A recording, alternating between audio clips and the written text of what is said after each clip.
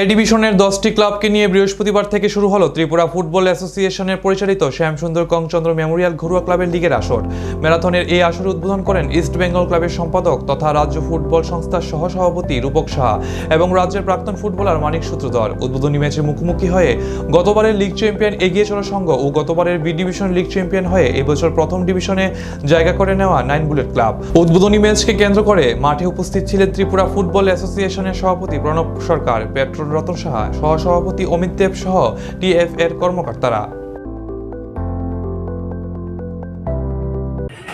শুরু হয়েছে আমাদের শ্যামসুন্দর কং জুয়েলারি চন্দ্র মেমোরিয়াল লিগ।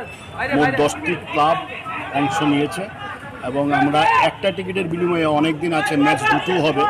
তবে আমরা শুধু এটাই আবেদন করব, ফ্লাড লাইটে ডে লাইটে খেলা হচ্ছে, আপনারা আসুন। দর্শকরা ইতিমধ্যে মাঠমুখী হয়েছে, আজকেও গ্যালারি প্রায় ভর্তি এবং আমরা গতবার যে ম্যাচগুলো হয়েছে মাঠ একদম ভর্তি ছিল।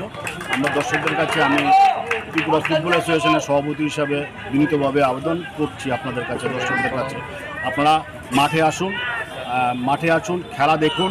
আশা করি খেলার যে স্ট্যান্ডার্ড, ফুটবলের যে স্ট্যান্ডার্ড ফিরে এসছে এবং যে স্বর্ণালী অধ্যায় ফিরে এসছে, সেখানে আপনারাও যুক্ত হন এবং আপনাদেরও ভালো লাগবে এবং ত্রিপুরার খেলার মান আরও বাড়ানোর জন্য আমরা চেষ্টা করি।